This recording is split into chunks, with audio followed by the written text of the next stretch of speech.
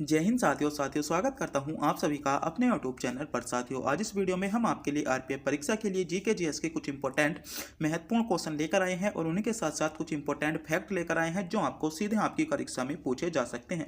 मेरे प्यारे साथियों, आज की वीडियो का प्रत्येक क्वेश्चन आपके लिए सिलेक्टेड इंपॉर्टेंट और गोल्डन क्वेश्चन होने वाला है, तो इस वीडियो को पूरा ध्यान से जरूर देखिएगा। और आज के जो इंपॉर्टेंट फैक्ट होने वाले हैं वे कहीं ना कहीं आपसे एग्जाम में पूछे जा सकते हैं। और आज के इंपॉर्टेंट फैक्ट जो हैं वे आपके लिए बहुत ही ज़्यादा सेलेक्टेड होंगे, जिनसे आपको 100% आपको आपकी परीक्षा में क्वेश्चन देखने को मिलेगा। तो मेरे प्यारे साथियों, इस वीडियो को पूरा ध्यान से जरूर देखिएगा, क्योंकि आज का प्रत्येक क्वेश्चन हमने इसमें सेलेक्टेड लिया है और वो क्वेश्चन लिया गया है जो आपसे रेलवे में कहीं ना कहीं पूछा गया है और आगे भी पूछे जाने की संभावना है। तो मेरे प्यारे साथियों, बिना टाइम गवाए करते हैं वीडियो को स्टार्ट। अगर आप भी इससे पहले हमारे चैनल पर नए हो तो चैनल को सब्सक्राइब, वीडियो को लाइक और अपने दोस्तों के पास वीडियो को शेयर जरूर कर दें। और अगर आप भी इसकी पीडीएफ डाउनलोड करना चाहते हो तो पीडीएफ का लिंक आपको वीडियो के डिस्क्रिप्शन में मिल जाएगा, वहां से जाकर आप पीडीएफ डाउनलोड कर सकते हो। देखते हैं पहला क्वेश्चन है, निम्नलिखित में से किस राज्य में एबोर पहाड़ी स्थित है। क्वेश्चन पूछा गया है ऐसा कौन सा राज्य है जहां पर आपकी एबोर पहाड़ी स्थित है। पहला ही क्वेश्चन आपके लिए इंपॉर्टेंट हो जाता है। तो बात करते हैं एबोर पहाड़ी की। तो एबोर पहाड़ी जो है मेरे प्यारे साथियों वह आपका अरुणाचल प्रदेश में स्थित है, यानी अरुणाचल प्रदेश इसमें ए विकल्प में आपको दिया गया है। ए विकल्प यहाँ पर आपका करेक्ट जवाब हो जाएगा। देखते हैं कुछ इंपॉर्टेंट पहाड़ियों के बारे में जिससे संबंधित आपसे आपके जो है रेलवे एग्जाम में क्वेश्चन पूछे गए थे। जैसे पहला है आपका राज पीपला पहाड़ी। राज आपका पीपला पहाड़ी, ये क्वेश्चन आपसे एनटीपीसी में पूछा गया था। तो कहां पर है, आपकी गुजरात राज्य में स्थित है। गाबिल गढ़ की पहाड़ी की बात करें तो ये कहाँ पर है, महाराष्ट्र यानी एमपी में स्थित है। और महादेव पहाड़ी की बात करें ये आपकी कहाँ पर है, एमपी यानी महाराष्ट्र में स्थित है। आपके लिए बहुत ज़्यादा इंपॉर्टेंट हो जाती है महादेव पहाड़ी, क्योंकि ये क्वेश्चन जो था आपका आरपीएफ जो आपका पिछला जो आरपीएफ की जो भर्ती हुई थी 18-19 में, उसमें क्वेश्चन आपसे पूछा गया था कि महादेव पहाड़ी। तो महादेव पहाड़ी कहाँ पर है, आपकी जो है एमपी में स्थित है। बात करते हैं मेलान पहाड़ी की। तो मेलान पहाड़ी कहाँ पर है, आपकी छत्तीसगढ़ में है। उसी के साथ साथ रामगढ़ पहाड़ी बहुत ज़्यादा इंपॉर्टेंट हो जाती है, आपकी छत्तीसगढ़ में है। आपको पता होना चाहिए रामगढ़ पहाड़ी आपके लिए इंपॉर्टेंट है। अजंता की पहाड़ी की बात करें तो अजंता की पहाड़ी आपकी महाराष्ट्र में हो जाएगी। पलानी पहाड़ी की बात करें, पलानी पहाड़ी आपकी तमिलनाडु और केरल वाले राज्य में आपको देखने को मिल जाएगी। बात करें नागरी पहाड़ी की, आंध्र प्रदेश में है। और पंचमलाई पहाड़ी कहाँ पर है, तो ये आपकी तमिलनाडु में स्थित है। आपको इनके बारे में पता होना चाहिए। मेरे प्यारे साथियों, आप भी हमारे चैनल पर नए हो तो प्लीज़ चैनल को सब्सक्राइब जरूर करें, क्योंकि चैनल को सब्सक्राइब करने में आपका किसी भी प्रकार का कोई पैसा नहीं जाता, नहीं हमको मिलता। बस हम इससे मोटिवेट होते हैं और आपके लिए सेलेक्टेड इंपॉर्टेंट क्वेश्चन लाने की कोशिश करते हैं, जिससे आपको सीधे आपकी परीक्षा में क्वेश्चन देखने को मिले। अगला क्वेश्चन देखते हैं।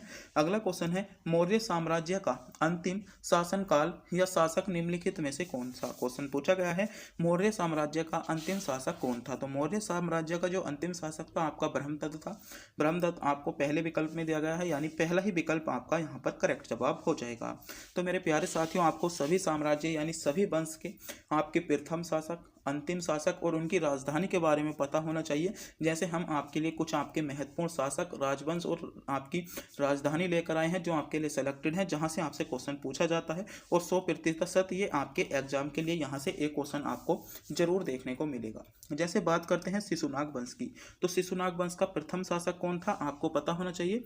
तो शिशुनाग वंश का अगर हम बात करें प्रथम शासक की, तो शिशुनाग वंश का प्रथम शासक कौन है, शिशुनाग वंश का आपका प्रथम शासक हो जाएगा शिशुनाग। बात करते हैं अंतिम शासक की। तो अंतिम शासक शिशुनाग वंश का कौन सा, तो नंदी वर्धन आपका अंतिम शासक था। और बात करें इसकी राजधानी की, तो वैशाली आपकी इसकी राजधानी थी।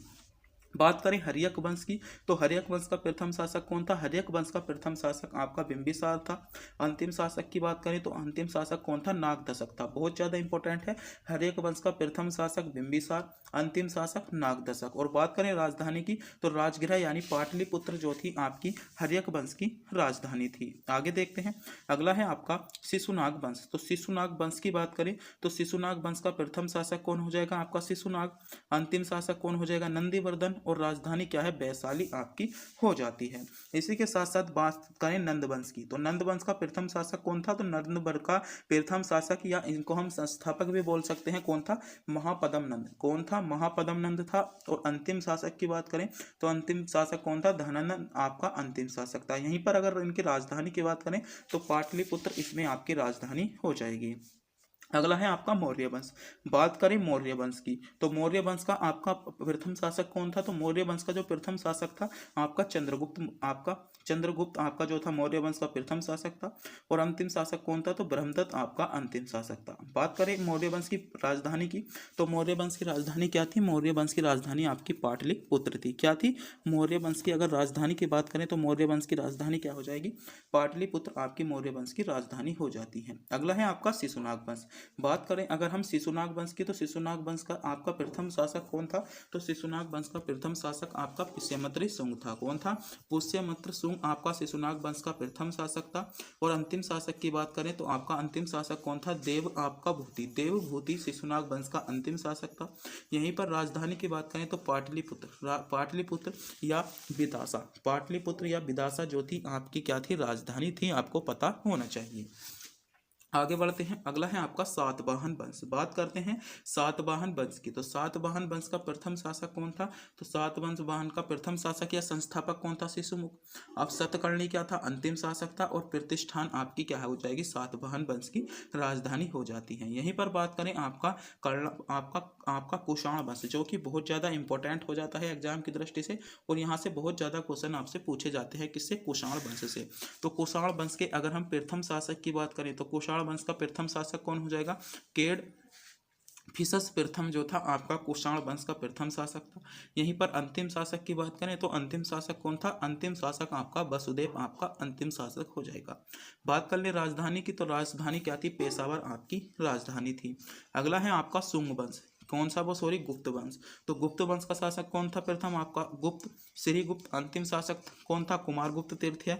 और राजधानी क्या थी? पाटलिपुत्र थी। कुछ बच्चे कह रहे होंगे कि इनके संस्थापक भी तो पूछे जाते हैं, तो जो इनके लगभग आपके प्रथम जो 90% अगर हम माना जाए तो 90% आपके वंशों के आपके जो होते हैं संस्थापक वही होते हैं जो इनके प्रथम आपके क्या होते हैं? शासक होते हैं। तो आपको इनके बारे में पता होना चाहिए। लगभग 90%, 100% तो हम इनको कह नहीं सकते। तो ये कुछ आपके महत्वपूर्ण ऐसे वंश थे, लगभग 9 के 9 वंश ऐसे थे जहां से आपको आरपीएफ परीक्षा यानी रेलवे परीक्षा में 100% क्वेश्चन यहाँ से पूछा ही गया है। हर शिफ्ट में यहाँ से क्वेश्चन देखने को मिला है।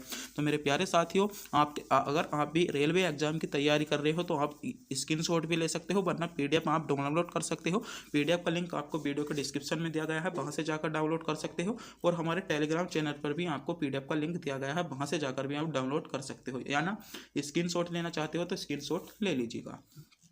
अगला क्वेश्चन देखते हैं, जल्दी से जल्दी ले रहे हो तो स्क्रीनशॉट ले लें। क्वेश्चन है, मानव शरीर में मांसपेशियों की संख्या कितनी होती है? क्वेश्चन पूछा जा रहा है मानव शरीर में मांसपेशियों की संख्या। तो मानव शरीर में जो मांसपेशियों की संख्या होती है वह है आपकी 639 आपकी मांसपेशियां होती हैं, यानी डी विकल्प इसमें आपका करेक्ट जवाब हो जाएगा।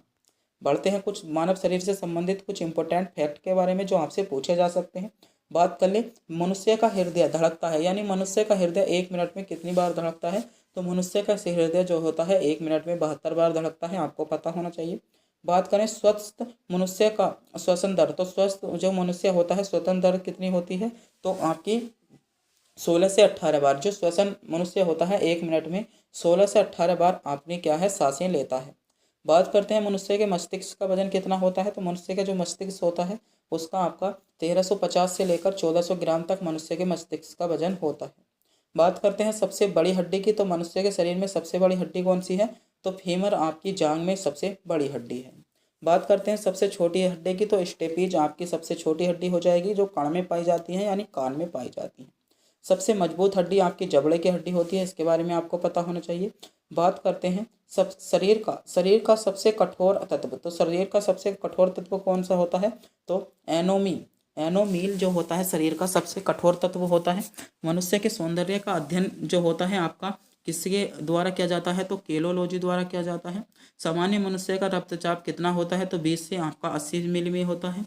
और आपके शरीर के रक्त आपका इसके समय कितना हो लगता है? तो इसमें जो शरीर का जो रक्त संचरण में जो समय लगता है यानी रक्त भ्रमण में जो समय लगता है वह आपका 23 सेकंड का। दिल्ली में लाल किले का निर्माण निम्नलिखित में से किसने कराया था? तो पहला ही क्वेश्चन आपके लिए इंपॉर्टेंट है और आरपीएफ परीक्षा के लिए आपका सेलेक्टेड क्वेश्चन भी होने वाला है। इस क्वेश्चन का आपको पता होना चाहिए। जैसे पहला क्वेश्चन आपसे पूछा गया है दिल्ली में लाल किले का निर्माण, तो दिल्ली में जो लाल किले का निर्माण कराया था किसने कराया था? तो दिल्ली में लाल किले का निर्माण आपको पता होना चाहिए शाहजहां ने कराया था। किसने किसने कराया था? दिल्ली में लाल किले का निर्माण आपका शाहजहां ने कराया था, यानी शाहजहां। ए विकल्प आपको दिया गया है, ए विकल्प इसमें आपका करेक्ट जवाब हो जाएगा। बात करते हैं कि कौन सा किला आपका कहाँ पर स्थित है। कुछ महत्वपूर्ण आपके ऐतिहासिक स्मारक जो हैं उनके बारे में, जहाँ से क्वेश्चन आपसे पूछा जा सकता है। जैसे पहला बन जाता है आपका हुमायूं का मकबरा। तो हुमायूं का मकबरा आपका कहाँ पर है? ये भी आपका दिल्ली में स्थित है। शांति वन कहाँ पर है? आपका दिल्ली में स्थित है। आप कलम मंदिर की बात करें, दिल्ली में है। और आपका लोधी गार्डन भी आपका दिल्ली में है। उसी के बाद आपका जंतर मंतर मंदिर बहुत ज़्यादा पूछा जाता है, आपका दिल्ली में है। कुछ बच्चे सोच रहे होंगे कि इनके निर्माता कौन है, जैसे हुमायूं का मकबरा किसने बताया। तो ये जो बताएंगे हम मेरे प्यारे साथियों अगली वीडियो में बताएंगे। अगर इसी वीडियो में हमने ये भी बता दिया कि ये बनवाया किसने था, तो आप ये भूल जाओगे कि यह कहाँ पर है। तो पहले आप ये याद कीजिएगा कि हुमायूं का मकबरा कहाँ पर है, जैसे दिल्ली में है। फिर हम इसे बताएंगे कि किसने बनवाया था। आगे बढ़ते हैं। बहुत ज़्यादा क्वेश्चन पूछा जाता है कि अजंता की गुफाएं कहाँ पर स्थित है। तो अजंता की गुफाएं आपकी महाराष्ट्र में स्थित है। एलोरा की गुफाओं की बात करें, आपकी महाराष्ट्र में स्थित है। एलिफेंटा की गुफाएं महाराष्ट्र में है। गोलकुंडा की बात करें हैदराबाद। और मीनाक्षी मंदिर कहाँ पर है? ये क्वेश्चन बहुत ज़्यादा पूछा जाता है। मीनाक्षी मंदिर आपका तमिलनाडु में है। उसी के साथ साथ बात करें कच्छ के महान रण की, तो आपका गुजरात में स्थित है। बदेश्वर मंदिर की बात करें, आपका तमिलनाडु में स्थित है। इसी के साथ साथ लाल बाग गार्डन की बात करें, आपका कर्नाटक राज्य में स्थित है। स्वर्ण मंदिर की बात करें, बहुत ज्यादा पूछा जाता है, अमृतसर में स्थित है। बुलंद दरवाजा आपका उत्तर प्रदेश में स्थित है। टावर ऑफ विक्ट्री आपका चित्तौड़गढ़ में स्थित है। और दिलवाड़ा का जैन मंदिर तो इम्पोर्टेंट है, ये आपका रेलवे एग्जाम बहुत पूछता है, आपका राजस्थान में स्थित है। पुष्कर की झील की बात करें, आपका अजमेर में है। और लिंगराज मंदिर आपका उड़ीसा में है। तो ये कुछ महत्वपूर्ण आपके स्मारक, मंदिर और महत्वपूर्ण आपके शब्द दिए गए थे, जहां से क्वेश्चन आपको अक्सर पूछ लेता है कि कौन सी चीज कहां पर स्थित है। तो आपको इसी के साथ साथ इन्होंने निम्नलिखित में से किस संगठन का मुख्यालय सही सुमेलित नहीं है। तो संगठन से संबंधित भी आपसे एक क्वेश्चन आपके एग्जाम में जरूर देखने को मिलता है। और 100% आपको जो है यहाँ से क्वेश्चन आपके एग्जाम में देखने को मिल जाएगा। जैसे क्वेश्चन पूछा गया है आपका, निम्नलिखित में से किस संगठन का मुख्यालय सुमेलित नहीं है। तो सुमेलित नहीं है, अगर हम चारों विकल्पों में से बात करें तो आपका इसमें AMN, आपका ST इंटरनेशनल का मुख्यालय न्यूयॉर्क USA, यानी ये सुमेलित नहीं है। इसमें डी विकल्प के साथ आपका करेक्ट जवाब होगा, जिन बच्चों ने विकल्प डी को चुना है। तो बात करते हैं कुछ महत्वपूर्ण संगठन और उनके मुख्यालयों के बारे में, जहां से संबंधित आपको अक्सर आपके रेलवे एग्जाम क्वेश्चन पूछता है और एग्जाम की दृष्टि से इंपॉर्टेंट होते हैं। जैसे पहला मुख्यालय देखते हैं, पहला संगठन देख लेते हैं आपका यूरोपीय संघ। तो यूरोपीय संघ का मुख्यालय कहाँ पर है? आपका ब्रुसेल्स बेल्जियम में है। दूसरा है आपका अंतर्राष्ट्रीय श्रम संगठन। अंतर्राष्ट्रीय श्रम संगठन जो है आपका जिनेवा स्विट्जरलैंड में इसका मुख्यालय है। बात करते हैं, कुछ बच्चे कह रहे होंगे कि सर इनकी स्थापना भी तो पूछी जाती है। इनकी स्थापना जो है आपको आने वाले वीडियो में मिलेगी या आने वाले क्वेश्चनों में मिलेगी, क्योंकि अगर हम इसी टाइम पर स्थापना बताएंगे तो आप कंफ्यूज हो सकते हो। तो पहले आप क्या करना है, इनका मुख्यालय याद कीजिएगा। जैसे पहला है आपका यूरोपीय संघ, आपका ब्रुसेल्स बेल्जियम में मुख्यालय है। आपका अंतर्राष्ट्रीय श्रम संगठन की बात करें, आपका जिनेवा इसका मुख्यालय हो जाएगा। अंतर्राष्ट्रीय मुद्रा कोष के मुख्यालय की बात करें, वाशिंगटन DC में है। आपका आर्थिक सहयोग और विकास संगठन का मुख्यालय आपका पेरिस फ्रांस में है। सही संघीय सहयोग संगठन की बात करें, बीजिंग चीन में है। और आपका संयुक्त राष्ट्र संगठन की बात करें, इसका मुख्यालय आपका कहाँ पर है? न्यूयॉर्क में है। बात करें संयुक्त राष्ट्र सुरक्षा परिषद का मुख्यालय आपका कहाँ पर है? इसका भी न्यूयॉर्क में है। विश्व मौसम विज्ञान संगठन की बात करें तो विश्व मौसम विज्ञान संगठन का मुख्यालय कहाँ पर है? आपका जिनेवा स्विट्जरलैंड में है। आपका विश्व स्वास्थ्य संगठन यानी WHO की बात करें, इसका मुख्यालय भी आपका जिनेवा स्विट्जरलैंड में है। तो ये कुछ आपके महत्वपूर्ण संगठन और उनके मुख्यालय दिए गए हैं, जहाँ से क्वेश्चन आपको एग्जाम में पूछा जा सकता है, जिनके बारे में आपको पता होना चाहिए। देखते हैं अगला क्वेश्चन आपका क्या है। अगला क्वेश्चन है, क्षेत्रफल की दृष्टि से विश्व का छठा सबसे बड़ा देश कौन सा है? आपका NTPC 2021 में ये क्वेश्चन पूछा जा चुका है। क्वेश्चन है क्षेत्रफल की दृष्टि से छठा सबसे बड़ा देश कौन सा है? तो क्षेत्रफल की दृष्टि से भारत का कौन सा स्थान है? भारत आपका 7वें पर आता है। तो आपको 8वें का भी पता होना चाहिए और छठे का भी पता होना चाहिए कि कौन सा है। तो हम सभी को बताएंगे, मगर हम बात कर रहे हैं, क्वेश्चन आपसे पूछा गया है क्षेत्रफल की दृष्टि से विश्व का छठा सबसे बड़ा देश। तो छठा सबसे बड़ा देश जो है वह है आपका ऑस्ट्रेलिया, यानी ऑस्ट्रेलिया बी विकल्प में आपको दिया गया है। जिन बच्चों ने विकल्प बी को चुना है बिल्कुल सही चुना है, बी विकल्प इसमें आपका करेक्ट जवाब हो जाएगा। बात करते हैं उन सभी के बारे में। जैसे पहले पर कौन आता है, तो क्षेत्रफल की दृष्टि से पहला देश कौन सा है, पहला है आपका रूस।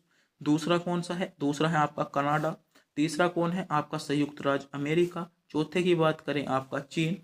पांचवें की बात करें आपका ब्राजील। छठे की बात करें आपका ऑस्ट्रेलिया।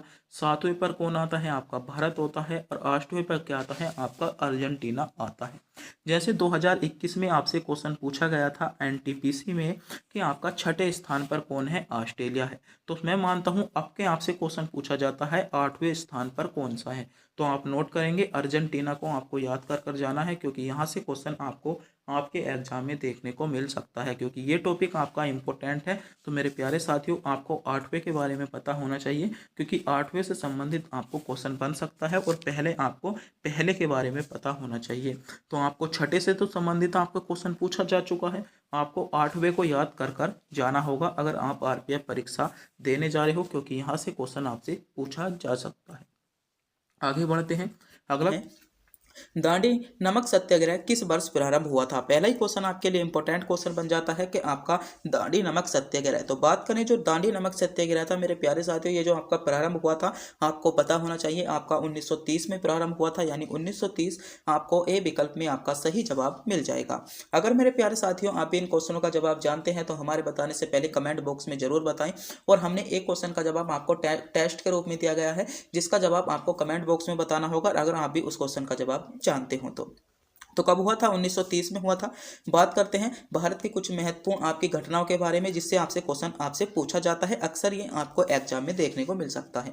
जैसे पहले हम बात कर ले बंग भंग आंदोलन की, तो आपका बंग भंग आंदोलन कब हुआ था, बंग भंग आंदोलन जो हुआ था आपका 1905 में हुआ था। बात करते हैं मुस्लिम लीग की, तो मुस्लिम लीग की स्थापना कब हुई थी, मुस्लिम लीग की स्थापना आपकी 1906 में हुई थी, आपको पता होना चाहिए। मुस्लिम लीग की स्थापना आपकी 1906 में हुई थी। बात करें कांग्रेस का बंटवारा, तो कांग्रेस का जो बंटवारा हुआ था या कांग्रेस विभाजन भी बोल सकते हैं, तो आपका 1907 में हुआ था। होम रूल लीग की स्थापना जो हुई थी आपकी 1916 में हुई थी, आपको पता होना चाहिए, इंपॉर्टेंट है। बात करें लखनऊ पैक्ट की, तो लखनऊ पैक्ट जो हुआ था आपका दिसंबर 1916 में हुआ था। आगे बढ़ते हैं, आपका माउंटेन्यू घोषणा जो हुई थी 20 अगस्त 1917 को आपको माउंटेन्यू घोषणा हुई थी। बात करें नेहरू रिपोर्ट की, तो नेहरू रिपोर्ट जो आई थी 1928 में आई थी, इंपॉर्टेंट फैक्ट है, बहुत ज़्यादा क्वेश्चन पूछा जाता है। बात करें साइमन कमीशन का भारत में आगमन, तो साइमन कमीशन का जो गठन हुआ था वह तो आपका 1927 में हुआ था, और भारत में जो आगमन हुआ था 3 फरवरी 1928 में हुआ था। तो साइमन कमीशन की नियुक्ति कब हुई थी, तो साइमन कमीशन की नियुक्ति आपकी 8 नवंबर 1927 को आपकी साइमन कमीशन की नियुक्ति हुई थी।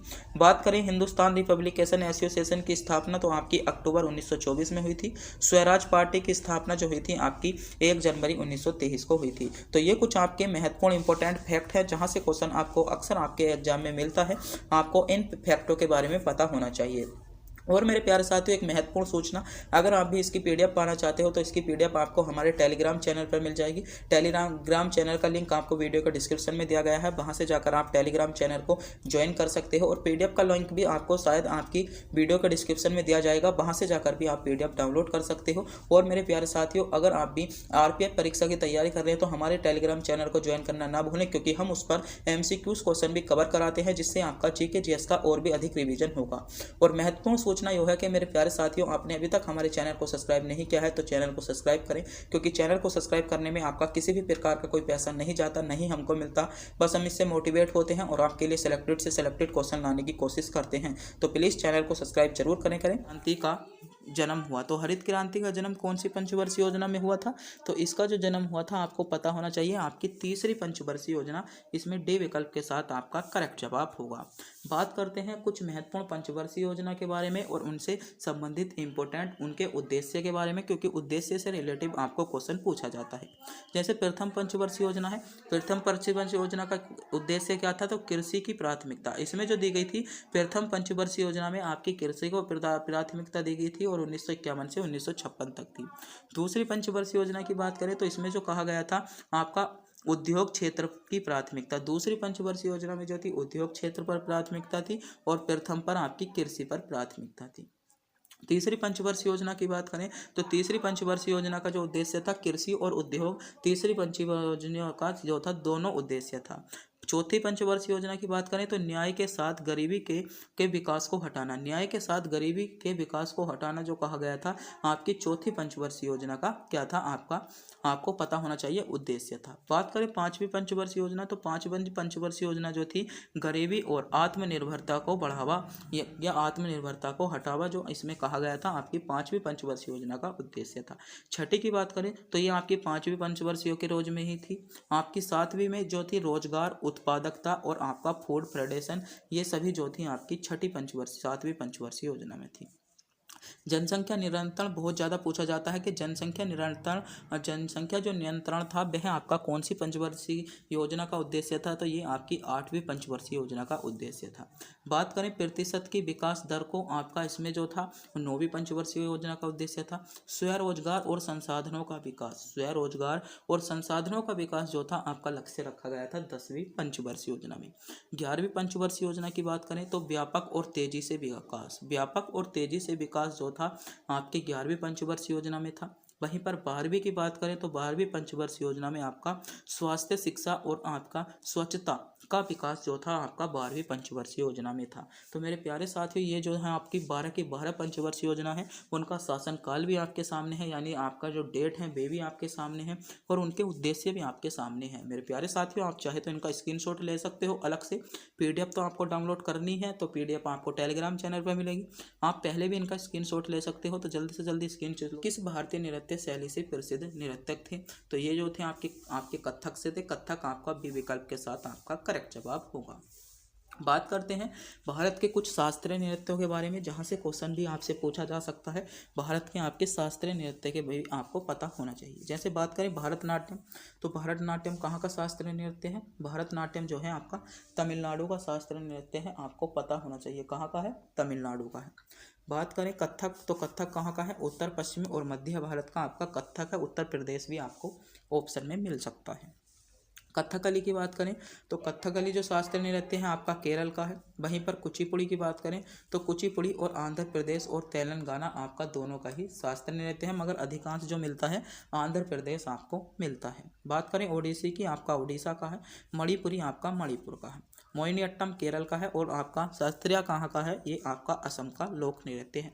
तो ये कुछ आपके शास्त्रीय नृत्य थे, इनके बारे में भी आपको पता होना चाहिए क्योंकि यहाँ से भी क्वेश्चन आपसे पूछा जा सकता है। अगला क्वेश्चन है, निम्नलिखित में से कौन विश्व की सबसे ऊंची प्रतिमा है? तो विश्व की अगर हम सबसे ऊंची प्रतिमा की बात करें तो भारत में स्टैचू ऑफ यूनिटी, भारत में स्टैचू ऑफ यूनिटी जो है विश्व की सबसे ऊंची प्रतिमा है, यानी इसमें डी विकल्प के साथ आपका करेक्ट जवाब होगा। जिन बच्चों ने विकल्प डी चुना है बिल्कुल सही चुना है, डी विकल्प आपका करेक्ट जवाब हो जाएगा। तो मेरे प्यारे साथियों, आज के जो क्वेश्चन थे सभी क्वेश्चन सेलेक्टेड, इंपॉर्टेंट और गोल्डन क्वेश्चन थे जिनके बारे में आपको पता होना चाहिए, और आज का प्रत्येक क्वेश्चन आपके लिए सिलेक्टेड होने वाला था। और एक क्वेश्चन हम आपको टेस्ट के रूप में देना चाहते हैं। अगर आप भी इस क्वेश्चन का जवाब जानते हैं तो हमें कमेंट बॉक्स में ज़रूर बताइएगा। तो आपके सामने क्वेश्चन शो होने वाला है, तो क्वेश्चन पर बने रहिएगा। क्वेश्चन आपसे पूछा जा रहा है कि भारत में पहली आपकी लोकसभा अध्यक्ष, भारत में पहली महिला लोकसभा अध्यक्ष कौन थी? भारत में, ध्यान से पढ़िएगा, भारत की प्रथम महिला लोकसभा अध्यक्ष कौन थी? ऑप्शन है आपके मीरा कुमार, दूसरा ऑप्शन है इंदिरा गांधी, तीसरा ऑप्शन है रजिया सुल्तान, चौथा ऑप्शन है आपका लीला सेठ और पांचवा ऑप्शन भी आपको दे देते हैं बिछेंद्री पाल। तो आपके पास 5 ऑप्शन है। अगर आप भी इस क्वेश्चन का जवाब जानते हैं तो कमेंट बॉक्स में जरूर बताइएगा। एक बार ऑप्शन फिर से सुनेंगे। पहला ऑप्शन है आपका मीरा कुमार, दूसरा ऑप्शन है इंदिरा गांधी, तीसरा ऑप्शन है आपका रजिया सुल्तान, चौथा ऑप्शन है आपका राधाबाई शुवर्लियम और पांचवा ऑप्शन है आपका बिछेंद्री पाल। तो क्वेश्चन आपसे पूछा गया है भारत की प्रथम महिला लोकसभा अध्यक्ष, भारत की प्रथम महिला लोकसभा अध्यक्ष। अगर आप भी इस क्वेश्चन का जवाब जानते हैं तो हमें कमेंट बॉक्स में जरूर बताएं। 2 बार हमने क्वेश्चन रिपीट कर दिया है। और हमारे चैनल पर नए हो, चैनल को सब्सक्राइब करें, वीडियो को लाइक करें और अपने दोस्तों के पास भी वीडियो को शेयर करें। जब तक के लिए मिलते हैं अगली वीडियो में, और इन दोनों वीडियो को देखना ना भूलें जो आपकी स्क्रीन पर शो हो रही है।